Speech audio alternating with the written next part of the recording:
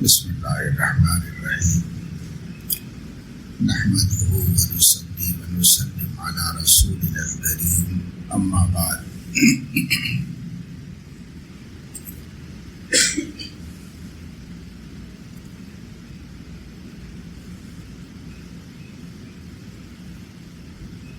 قال اللہ تبارک وتعالی نبئ عبادی انی انا الغفور الرحیم وان عذابی هو العذاب العلیم صدق اللہ العظیم۔ اللہ تعالیٰ ارشاد فرما رہے ہیں، اے نبی صلی اللہ علیہ وسلم،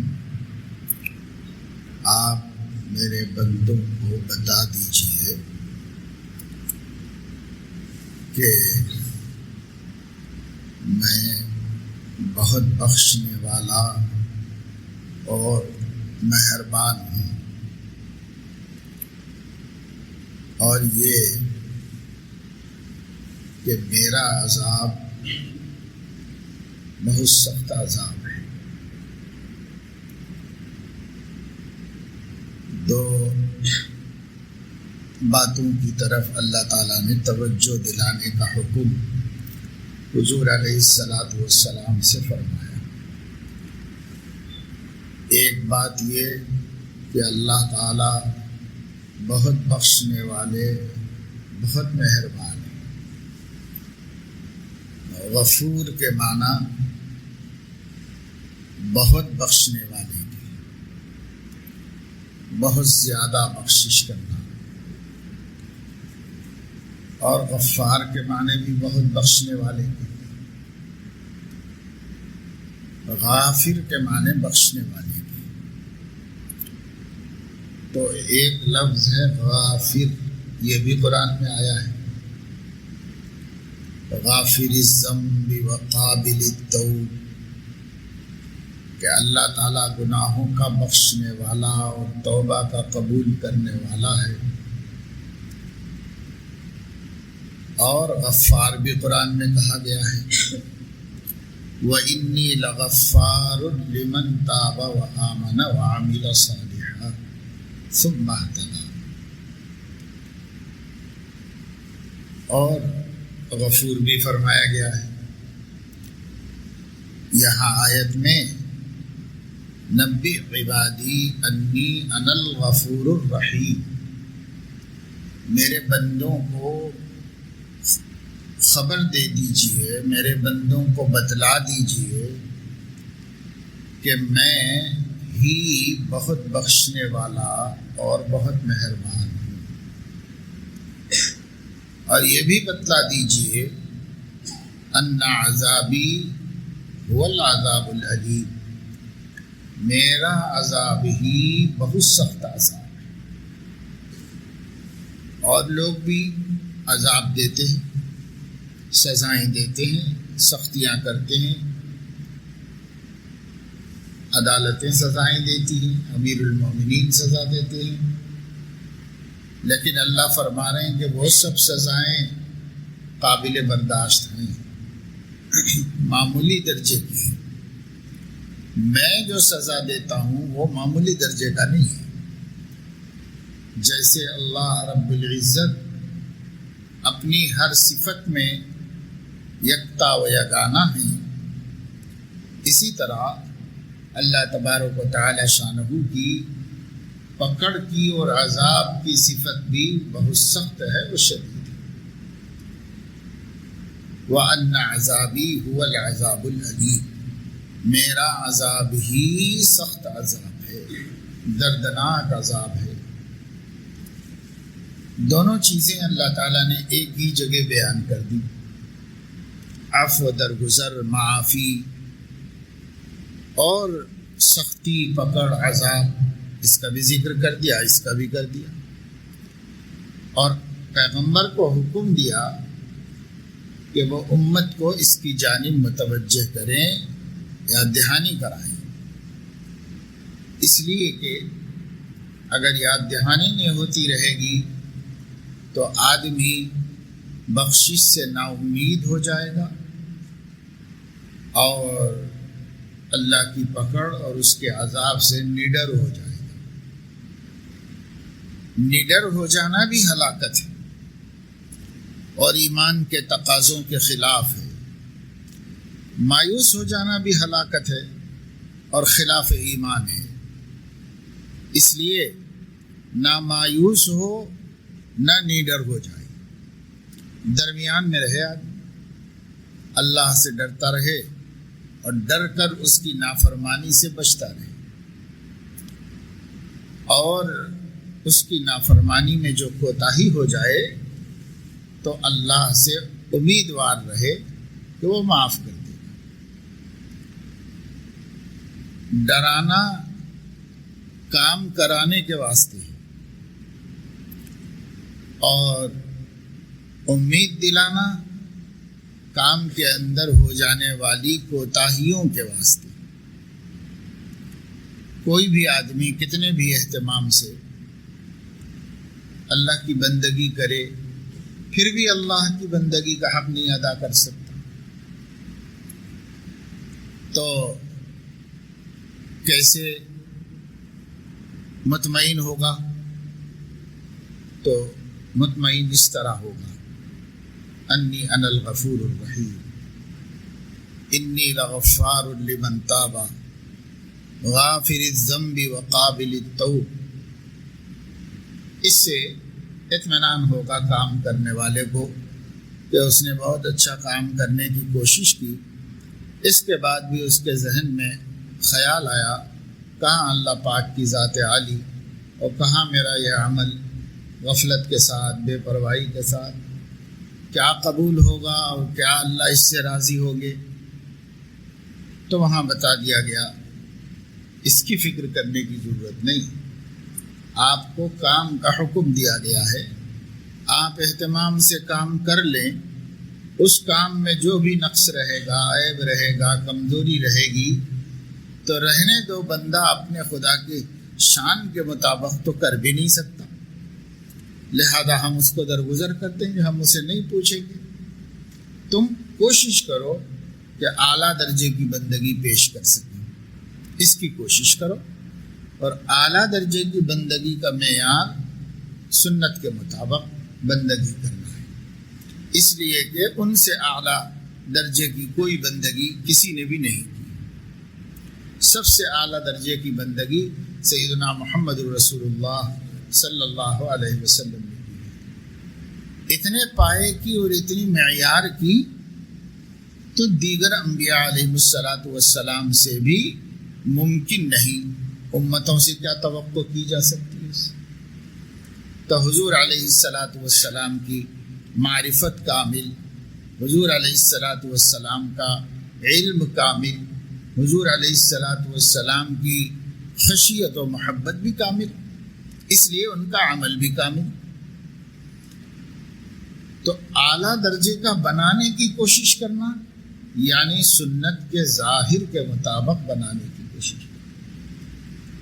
جو سنت کا باطن ہے وہ ان کی کیفیت کا نام ہے، اور وہ کیفیت کسی اور کو حاصل نہیں ہو سکتی، اس لیے اس کے ظاہر کے مطابق صلو کما رأیتمونی اصلی، حضور علیہ السلام نے فرمایا نماز پڑھو جیسا کہ تم لوگ مجھ کو پڑھتا ہوا دیکھ رہے ہو۔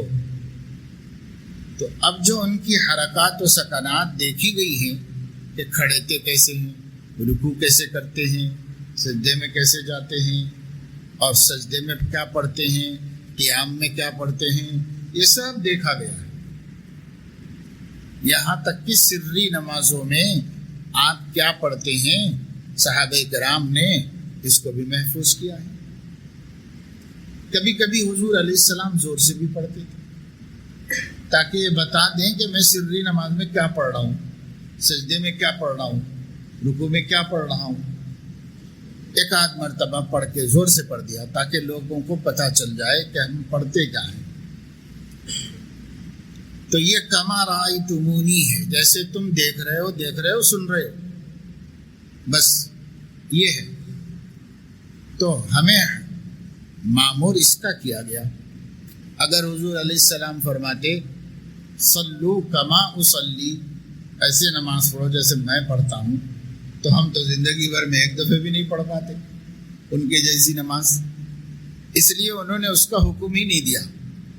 حکم اس کا دیا کما رأیتمونی، جیسے تم سیکھ پائے ہو مجھ سے، دیکھ کر سن کر جتنا سیکھ پائے ہو بس ویسی تو پڑھ لو، اور تمہارا کام تو اسی سے بھی نکل جائے گا. لیکن جو کیفیت ہے، جو خشوع ہے، جو خضوع ہے، جو خشیت ہے، جو تعلق مع اللہ ہے، جو اللہ تعالیٰ کی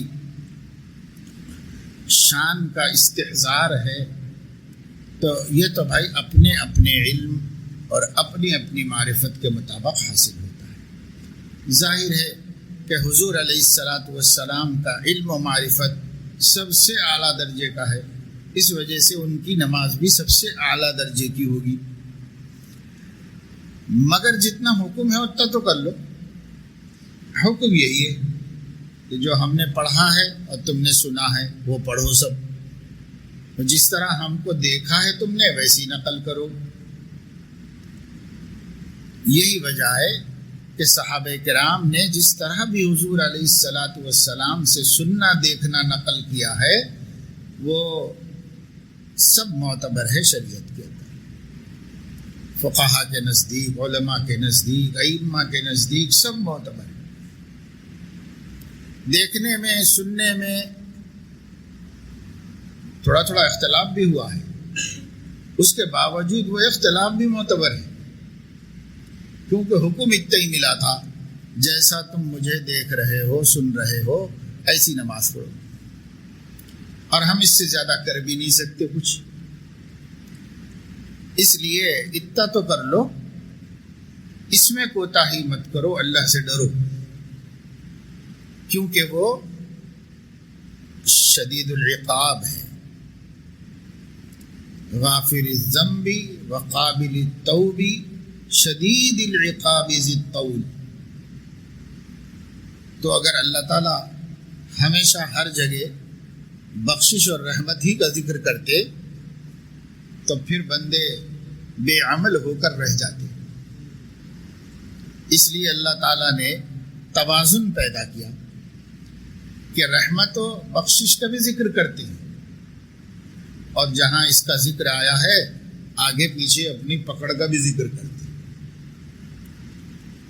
جیسے یہاں پر فرمایا غافر الذنب قابل التوب، تو بندہ سوچے گناہ کے بخشنے والے ہیں، توبہ قبول کرنے والے ہیں، لہٰذا ہم بے عملی کریں اور توبہ کرتے رہیں تو وہ گناہ بخشتے رہے گا.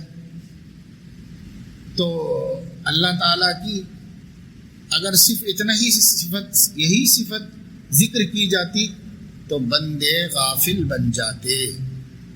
اس لیے آگے فرما دیا کہ شدید العقاب ذی الطول، بہت سخت سزا دینے والا اور بڑی طاقت والا ہے، پوری قدرت رکھنے والا ہے. یہ بھی دھیان میں رہے، ایسا نہیں ہے کہ اس کی کوئی مجبوری ہے کہ معاف کر رہا ہے، ایسا کچھ نہیں ہے. سخت سزا دے سکتا ہے، سخت پکڑ کر سکتا ہے، لیکن پھر معاف کر دیتا ہے. تو اس وجہ سے ڈر اس کا. تو غور کرنے سے ایسا سمجھ میں آتا ہے ڈرایا اس لیے گیا ہے کہ ہم بدعملی نہ کریں، بے عملی نہ کریں، یعنی عمل ہی چھوڑ بیٹھے. چلو اللہ بہت بخشنے والے مہربان ہیں، تو اس وجہ سے ڈرایا گیا ہے. اور عمل کر کے کہیں مایوس نہ ہو جائیں اللہ تعالیٰ کی رحمت سے، یا کبھی کبھی بشری تقاضے سے نافرمانی کا صدور ہو جائے تو مایوس نہ ہو جائیں، تو امیدیں بھی دلائی گئی. دونوں چیزیں مستحضر ہوں گی تو ہی ہمارا زندگی بیلنس پر رہے گی. نہیں تو یا مایوسی آئے گی جو کفر ہے، یا پھر امید کی وجہ سے غفلت آئے گی، یہ بھی کفر ہے کہ آدمی کہے گا اللہ تعالیٰ جو ہے کیا کرے گا ہمارا۔ جاہل لوگ کبھی کبھار ایسی بات جو کہتے ہیں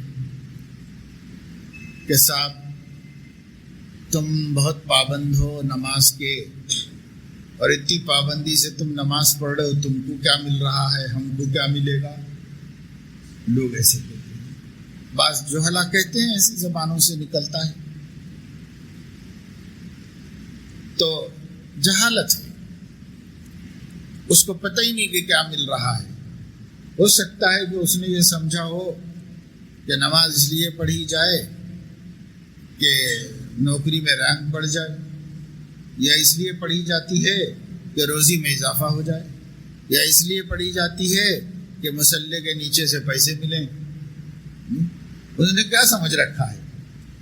ارے بھائی، بندگی تو چاہے کچھ بھی نہ ملے تب بھی کرنی ہے، صرف اس وجہ سے کہ ہم مملوک ہیں، غلام ہیں، وہ ہمارا آقا ہے، مالک ہے، میں صرف اس وجہ سے کرنی ہے، اور اس کے لیے کوئی ضروری نہیں ہے کہ وہ ہم کو اجر دے، اس کا کوئی بدلہ دے، یہ کوئی ضروری نہیں ہے۔ لیکن اللہ چونکہ کریم ہے، رحیم ہے، مہربان ہے، اس لیے اللہ تبارک و تعالی شانہ بدلہ بھی دیتے ہیں، انعام بھی دیتے ہیں اللہ تعالیٰ، تو وہ ان کا کرم ہے، ان کا فضل ہے۔ تو یہ سمجھنا کہ صاحب ہمارے کوئی کام، جیسے حضرت حکیم الامت رحمۃ اللہ علیہ نے فرمایا، ایک نوجوان بہت پابندی سے، اہتمام سے مسجد میں نماز پڑھنے کے لیے آ رہا تھا، پھر اچانک اس نے بند کر دیا، آنا ہی چھوڑ دیا نماز کے لیے۔ کہیں مل گیا تو حضرت نے اس سے پوچھا کہ بھائی تم بہت پابندی سے اچھا نماز پڑھ رہے تو پھر کیا ہو گیا تم کو، نماز چھوڑ دی؟ تو کہنے لگا کہ میں اس لیے اللہ تعالیٰ کی بندگی کر رہا تھا، عبادت کر رہا تھا، پابندی کر رہا تھا کہ میرا امتحان تھا تو امتحان میں پاس ہو جاؤں، تو اتنی کوشش کرنے کے باوجود بھی فیل کر دیا اس نے مجھے، تو جب اس نے میری بات نہیں مانی تو میں اس کی بات کیوں مانوں؟ تو نفس دھوکہ دیتا ہے انسان اور ایسی حرکتیں کراتا ہے کہ بھائی مقابلہ کیا ہے، تم دونوں برابر ہوتے، بندہ اور خدا، تو مقابلے کی بات تھی، کہاں خدا اور کہاں بندہ، تم اپنے بھی مالک نہیں، وہ کائنات کا مالک ہے۔ تو یہ ہمارا نفس کا دھوکہ ہوتا ہے زبردست۔ مقابلہ کہاں ہوتا ہے؟ آپس میں مقابلہ ہوتا ہے ساتھیوں کے درمیان میں، ایک طاقت والوں کے درمیان میں، ایک علم رکھنے والوں کے درمیان میں، ایک صلاحیت اور ہنر والوں کے، ایک کمال والوں کے درمیان میں مقابلہ ہوتا ہے۔ اب ایک دودھ پیتے بچے کے اور اس کے باپ کا کیا مقابلہ ہے؟ ان کا تو کوئی مقابلہ ہی نہیں۔ تو یہ سمجھنا کہ اللہ ہماری نہیں سن رہا ہے تو ہم کیوں سنیں اس کی، یہ مقابلے کی بات ہے۔ مقابلہ برابر والا کر سکتا ہے، لم یکن لہ کفوا احد، اس کا کوئی برابر نہیں، لا نظیر لہ ولا مثیل لہ ولا ضد لہ ولا ند لہ، نہ اللہ کی نظیر ہے، نہ مثیل ہے، نہ مد مخالف ہے، نہ مقابل میں، کوئی بھی نہیں۔ اللہ اکیلا ہے، تنے تنہا، اس کے علاوہ کوئی نہیں۔ اننی انا اللہ لا الہ الا انا، میں اکیلا ہی، میرا نام اللہ ہے اور میرے علاوہ کوئی عبادت کے لائق نہیں۔ جب یکتا و یگانا تنہا معبود برحق ہے تو اسی سے ہم پہ حق بن گیا کہ ہم اس کی عبادت کریں۔ اس لیے آگے فرمایا فاعبدنی، تو آپ میری عبادت کیجیے کیونکہ میں ہی عبادت کے لائق ہوں۔ بس اسی وجہ سے کرنا ہے، لینے کی وجہ سے، دینے کی وجہ سے کوئی عبادت تھوڑی ہے۔ عبادت تو بس اسی کی وجہ سے ہے کہ ہم بندے ہیں اور وہ ہمارا معبود برحق ہے، الہ واحد ہے، اس وجہ سے عبادت کرنا ہے۔ باقی دینا اور عطا کرنا وہ ان کا کرم ہے، وہ ہمارا حق نہیں۔ چنانچہ متکلمین فرماتے ہیں، یعنی جو علماء عقائد سے گفتگو کرتے ہیں، عقائد کے سلسلے میں ان کا موضوع ہے کہ وہ اس پر گفتگو کریں، کتابیں لکھیں، ان کو متکلمین کہتے ہیں۔ جو عقیدے سے گفتگو کرتے ہیں، اسلامی عقیدہ کیا ہے، تو متکلمین فرماتے ہیں کہ اللہ تعالی یا تو بندوں پر فضل فرماتا ہے یا عدل فرماتا ہے۔ دو ہی چیزیں ہیں۔ اللہ کا معاملہ ہمارے ساتھ کیا ہوا، جو بھی معاملہ ہوا ہوگا یا ہوتا ہی ہے، سب کے ساتھ اللہ کے معاملات جاری ہے، تو وہ جو بندہ معاملہ کر رہا ہے اللہ تعالیٰ کے ساتھ، اللہ بندے کے ساتھ معاملہ کر رہے ہیں، وہ معاملہ یا عدل ہوگا یا فضل ہوگا، بس۔ اور عدل کے مقابلے میں ظلم ہوتا ہے۔ تو ظلم اللہ تعالیٰ نہیں کرتا کسی پر، جو بھی کرتا ہے یا عدل ہے یا فضل ہے۔ مثال کے طور پر اگر اللہ تعالیٰ کسی بندے کو سزا دے تو اس کا سزا دینا عدل ہے، سزا نہ دیں تو سزا نہ دینا فضل ہے۔ ایک بندے نے دعا مانگی کہ میری یہ ضرورت ہے، میں بہت پریشان ہوں، تو اس کی اس ضرورت کو پورا کرنا، دعا قبول کر دینا فضل ہے، اور اس کی دعا رد کر دینا یا اس کی اس مانگ کو پورا نہ کرنا یہ عدل ہے، کیونکہ غلام کے حق کے مطابق معاملہ کیا اس نے۔ غلام کا کوئی حق مانگنے کا نہیں ہے، اس لیے اس نے نہیں دیا، تو عدل کیا اس نے، جو حق تھا وہ حق کے مطابق معاملہ کیا۔ اسی طریقے سے بندہ پوری زندگی، جب سے عقل آئی جب تک موت آئی، پوری کی پوری زندگی تقویٰ پرہیزگاری کے اعلیٰ درجے پر قائم رہا، کوئی گناہ نہیں کیا زندگی میں، کوئی صغیرہ بھی نہیں کیا فرض کرو،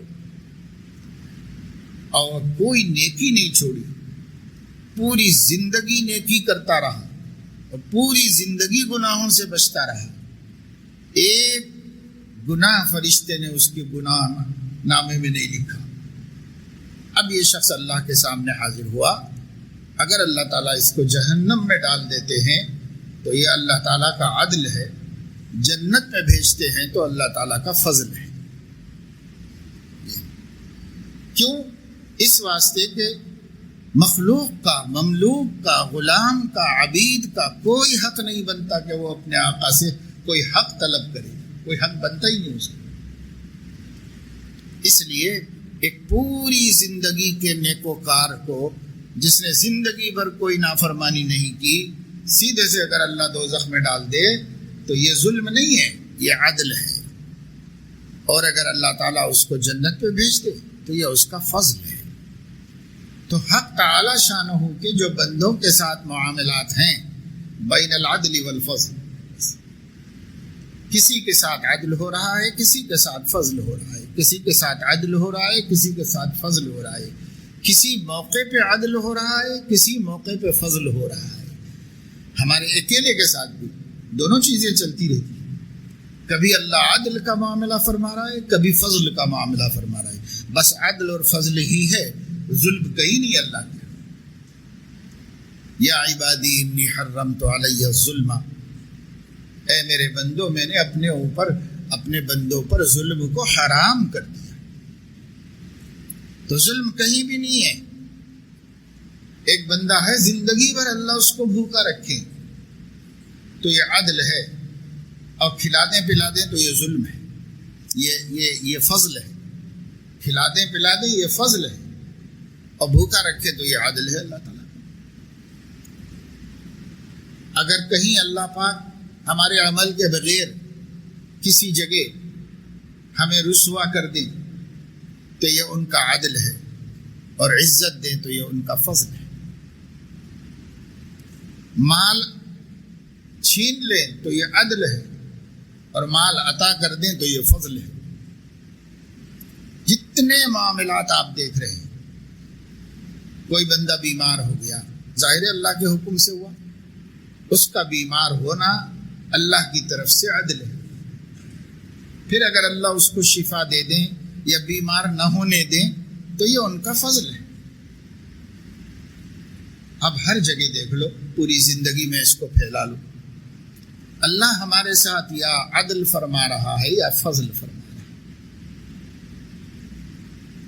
بندے کا اگر کوئی حق ہوتا تو حق تلفی کرنا ظلم ہے، حق ہی نہیں ہے تو یا عدل ہے یا فضل ہے۔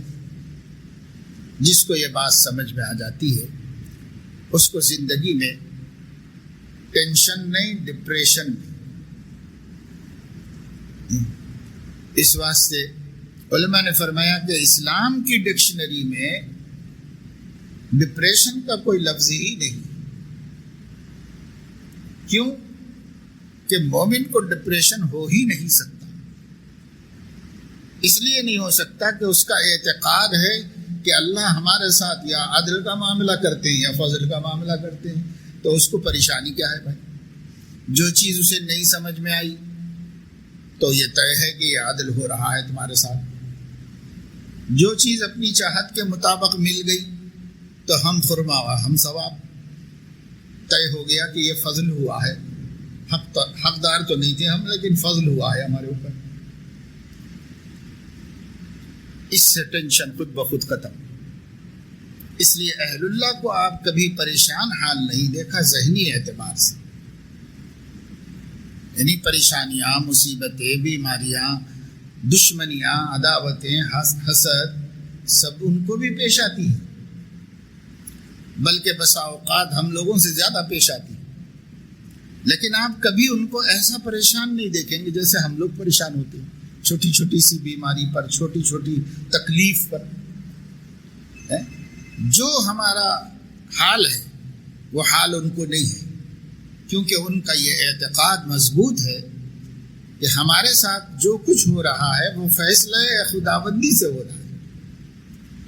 قضاء و قدر کی حکومت ہے، قضاء و قدر جو اللہ نے مقرر فرما دی بس اسی کے مطابق ہو رہا ہے، اور جو چیزیں ہمارے لیے طے کر دی گئی ہیں اللہ کی کتاب مبین میں، لوح محفوظ میں، اللہ کی مشیت میں جو چیزیں ہمارے لیے طے کر دی گئی ہیں، چونکہ وہ اللہ نے طے کی ہیں تو سب بڑھیا ہیں، سب عمدہ ہیں، سب بھلی ہیں، اس میں برا کچھ بھی نہیں، کچھ اس میں برا نہیں۔ جب اس میں کچھ بھی برا نہیں ہے، کیوں نہیں ہے؟ اسی وجہ سے نہیں ہے کہ اللہ تعالیٰ عادل ہے اور فاضل ہے، فضل کرنے والا ہے، عدل کرنے والا ہے، اور ظلم تو کرنے والا ہے ہی نہیں۔ جب وہ ظالم نہیں ہے تو جو بھی کر رہا ہے بڑھیا کر رہا ہے، عمدہ کر رہا ہے، اچھا کر رہا ہے۔ بس اسی سے سمجھو ان بزرگ کی بات، جب ان سے کسی نے، ایک اللہ والے بزرگ سے کچھ ان کو تکلیف پریشانی پیش آ گئی تھی، کسی ملنے والے نے کہا کہ حضرت کیسی گزر رہی ہے، کیا حال چال ہے؟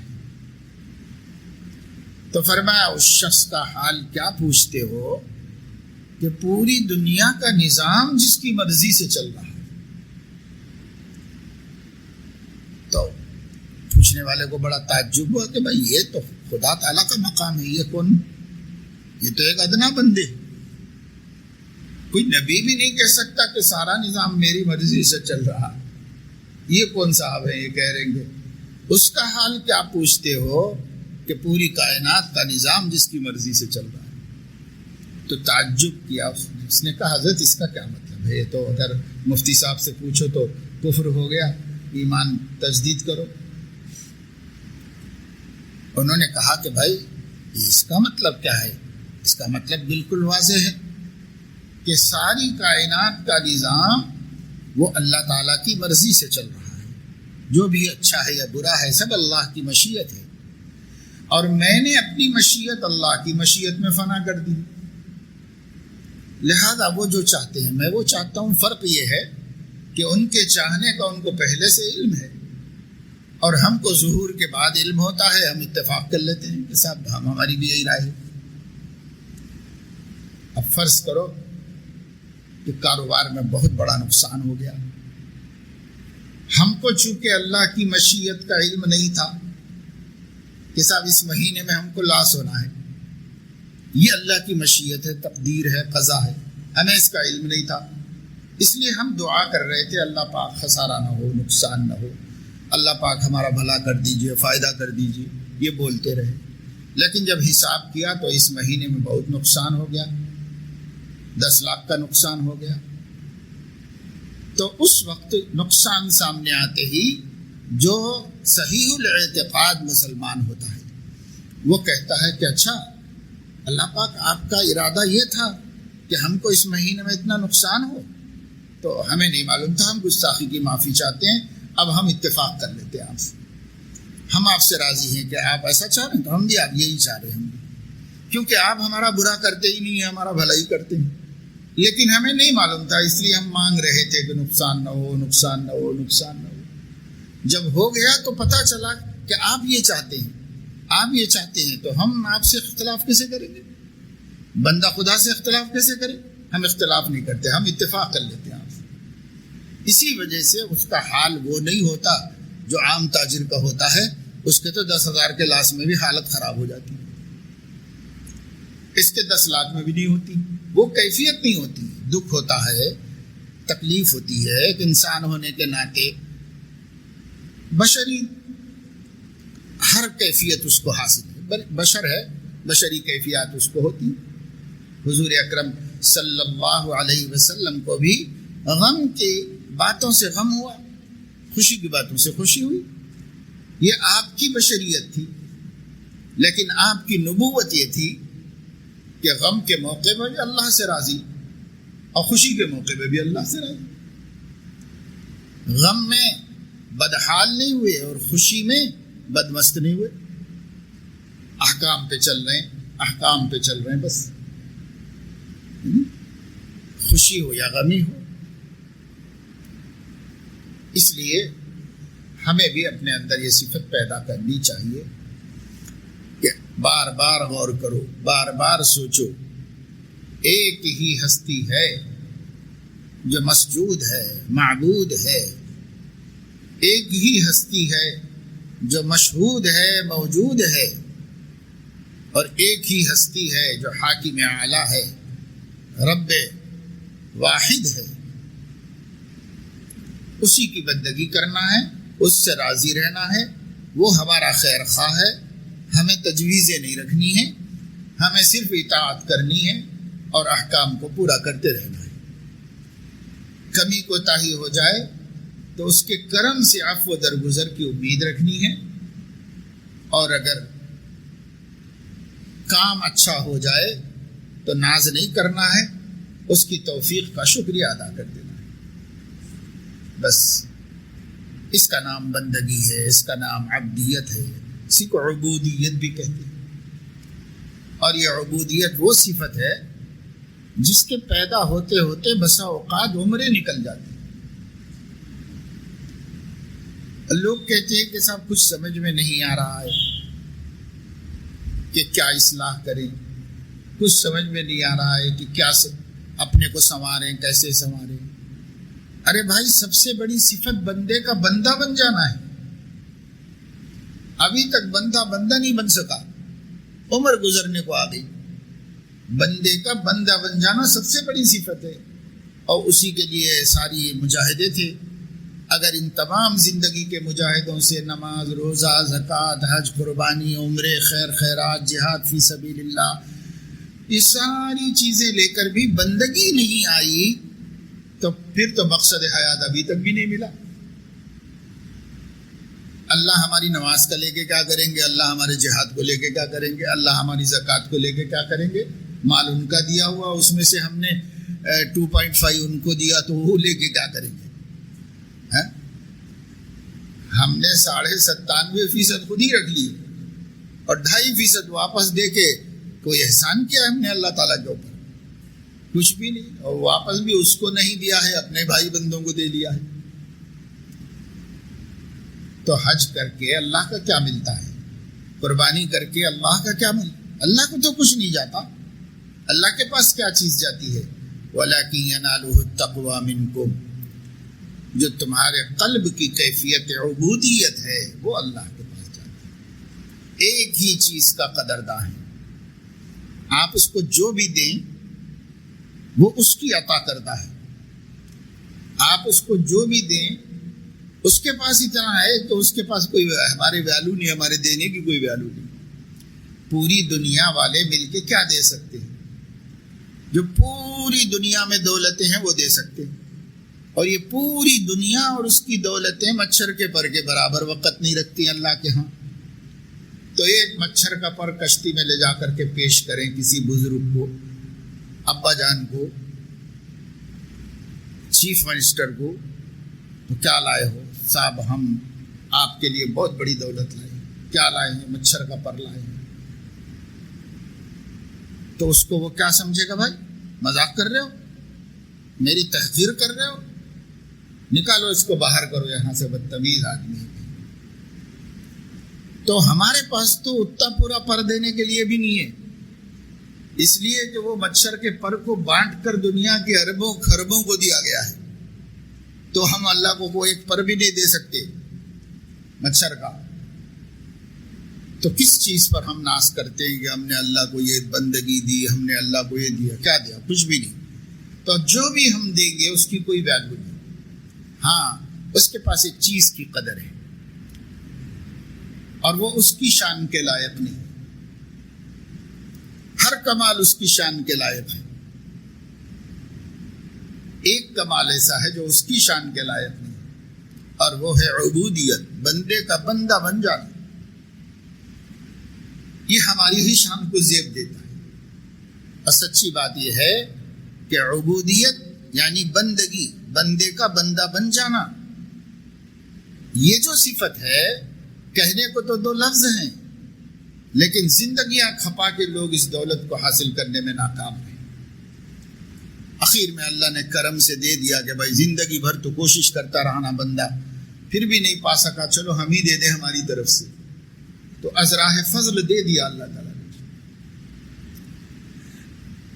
یہ بندگی وہ چیز ہے جو ایک صفت ہے جو ہم اللہ کو پیش کر سکتے ہیں، اور وہ بہت فخر سے قبول کرے گا، بہت اللہ تعالیٰ خوشی سے قبول کرے گا اگر ہم عبودیت و بندگی اللہ کو دیں۔ اس کے علاوہ جو کچھ ہم اللہ کے سامنے پیش کرتے ہیں اللہ کے ہاں اس کی کوئی ویلیو نہیں ہے، کوئی اہمیت نہیں۔ نماز روزہ بھی صرف اسی لیے کروا لیا کہ بندگی پیدا ہو جائے، حج بھی اسی لیے کروا لیا کہ بندگی پیدا ہو جائے، پیسے بھی اسی لیے خرچ کروائے کہ بندگی پیدا ہو جائے، 5 وقت بارگاہ میں اسی لیے بلایا کہ بندگی پیدا ہو جائے، پچھلی پہر تہجد میں اسی لیے کھڑا کیا کہ بندگی پیدا ہو جائے، ذکر کا حکم اس لیے دیا کہ بندگی پیدا ہو جائے۔ جو بھی اللہ نے ہمیں دیا ہے یہ اس کے واسطے نہیں ہے، اس کے ذریعے جو چیز ہم پیدا کریں گے یہ اس کے واسطے ہے کہ ہم بندگی پیدا کر لیں اپنے اندر۔ لیکن میرے عزیزو، آج ہم سب کرنے تیار ہیں، بندہ بننے کے لیے تیار نہیں۔ نماز پڑھنے بھی تیار ہیں بہت سے لوگ، بہت پابند نماز ہیں، لیکن عبدیت سے خالی نمازیں، روزے رکھتے ہیں لیکن عبدیت سے خالی روزے، زکوٰۃ دیتے ہیں، اس کے ذریعے سے بندگی آنا چاہیے تھا، اس کے ذریعے سے غرور اور استکبار آ رہا ہے۔ غریبوں کی مدد کرتے ہیں، مسجدیں تعمیر کراتے ہیں، عبدیت کے بجائے خدائیت آ رہی ہے، اس کے اندر فرعونیت آ رہی ہے۔ تو اگر یہ عبادتیں بھی ہمیں عبدیت نہیں دلا سکی تو نری عبادتوں سے کچھ اللہ کے پاس ملنے والا نہیں۔ یہ عبادتیں بندگی پیدا کریں ہمارے اندر، ہم بندے بن جائیں۔ اور میں سمجھتا ہوں کہ بندہ بننا سب سے آسان کام ہے، لیکن نفس و شیطان نے فریب دے کر ہمیں سب سے بڑا کام بنا دیا کہ سب سے بہت مشکل کام۔ سب سے مشکل کام، دھوکہ دے دیا ہے، ورنہ بندے کا بندہ بن جانا کون سا مشکل کام تھا؟ بننے ہی نہیں دیتا، وہ کہتا یہ بہت مشکل کام۔ اس لیے میرے عزیزو، بندے بننے کی کوشش کرو۔ سارا شریعت اسی کے لیے ہے، ساری طریقت اسی کے لیے ہے کہ بندہ بن جائے، اللہ کا سچا فرما بردار بن جائے، اور خوشی غمی میں، نعمت و نقمت میں، ہر حال میں اللہ تعالی کے خیر خواہی کے اعتماد پر اس سے راضی رہے۔ جس دن یہ صفت پیدا ہو جائے گی، اس دن ہم زندگی کی اس آزمائش میں کامیاب ہو جائیں گے۔ تو جب تک یہ نہیں پیدا ہوگی، زندگی کی آزمائش میں فیل ہوتے جا رہے۔ ہاں، البتہ جو اس بندگی کو حاصل کرنے کے لیے فکر مند ہے، کوشاں ہے، تدبیریں کر رہا ہے، وہ محروم تو نہیں ہوگا، محروم ہو کے بھی محروم نہیں ہوگا۔ یعنی سمجھو آخر زندگی تک بھی نہیں پا سکا بندگی کا مقام، مگر غفلت کبھی نہیں کیا، برابر فکر میں لگا رہا، تو نہ پا کر بھی نہ پانے والوں میں نہیں ہوگا، پانے والوں میں شمار ہو جائے گا۔ یہ اللہ کا ہمارے اوپر فضل ہے کہ اس نے کہا چلو بندہ کوشش بھی کر لے تو میں کوشش کو ثمرہ سمجھ لوں گا، اس لیے اللہ اس کے برابر کر دے گا۔ جس کو زندگی میں بندگی مل گئی تھی، اسی کے برابر اللہ اس کو بھی کر دے گا جو زندگی میں بندگی تو نہیں پا سکا مگر بندگی پانے کی کوشش نہیں چھوڑا، وہ بھی اسی کے ساتھ۔ اس کی مثال حضرت محی السنہ رحمۃ اللہ علیہ نے دی کہ دیکھو ٹرین چل جاتی ہے اور ٹرین کے اندر ڈبے سارے جڑے ہوئے ہوتے ہیں۔ پہلے فرسٹ کلاس ہوتا ہے، سیکنڈ کلاس کے ڈبے ہوتے ہیں، پھر تھرڈ کلاس کے ہوتے ہیں، جنرل بوگیاں ہوتی ہیں جس میں لوگ مزدور وغیرہ سب مل کر جانوروں کی طرح بھر کے جاتے ہیں اس کے۔ لیکن جب یہ ٹرین منزل پر پہنچے گی تو فرسٹ کلاس والے بھی پہنچیں گے، سیکنڈ کلاس والے بھی پہنچیں گے، جنرل بوگی والے بھی وہیں پہنچیں گے، سب ایک ہی منزل پہ پہنچے گی۔ جب یہ ٹرین وہاں پہنچے گی تو کمال بوگیوں کا نہیں تھا، کمال جو تھا وہ انجن کا تھا۔ تو انجن سے سب چونکہ جڑے ہوئے تھے، اس لیے فرسٹ کلاس والے بھی پہنچ گئے، تھرڈ کلاس والے بھی پہنچ گئے، کیونکہ سب کا رشتہ انجن سے جڑا ہوا تھا۔ تو اگر ہم سیدنا محمد الرسول اللہ صلی اللہ علیہ وسلم جو اس امت کی گاڑی کا انجن ہیں، ان سے جڑے ہوئے ہو تو اب ہماری عبادتیں فرسٹ کلاس ہوں یا ہماری عبادتیں تھرڈ کلاس ہوں، لیکن اگر ہم جڑے ہوئے ہیں اپنے نبی کے ساتھ تو ان کی گاڑی تو جنت ہی میں جائے گی، تو ہماری گاڑی دوزخ میں کیسے جائے گی؟ ہماری بوگی بھی جنت ہی میں جائے گی۔ مگر شرط یہ ہے کہ انجن سے جڑے ہوئے رہو۔ جو انجن سے کٹا وہ گیا، دوسری ٹرین بن جائے گی، اب وہ کہاں جائے گا ہمیں نہیں معلوم، پیچھے سے آنے والی ٹرین رون دے گی وہ بھی نہیں معلوم، لیکن جو جڑا ہوا ہے وہ پہنچے گا۔ جیسے تیسے ہمارے اعمال، جئنا ببضاعۃ مزجاۃ فاوف لنا الکیل وتصدق علینا، جو بھی لے کے جائیں، بضاعت مزجات کہتے ہیں کھوٹی پونجی، تھوڑی سی، اور چاہیے بہت بڑی نعمت۔ تو پونجی ہے ہمارے پاس کتنی، جو بھی ہیں بھائی 10-20 روپے، مگر کھرے ہونے چاہیے، کھوٹے نہیں ہونے چاہیے، اس سے بھی کام نکل جائے گا۔ دینے والا بہت سخی ہے، 1000 والے کو جو دے گا 100 والے کو بھی دے دے گا، وہی اس کی شان میں کیا فرق آتا ہے؟ مگر وہ 100 کھرے تو ہوں، اگر وہ کھوٹے ہیں، بدعت کے مطابق ہیں، سنت کے مطابق نہیں ہیں، تو کھوٹے سکے ہیں، کھوٹے سکے رد کر دیے جائیں۔ اللہ اپنے فضل و کرم سے ہمیں توفیق عمل نصیب فرمائے۔ سبحانک اللہم و بحمدک، اشہد ان لا الہ الا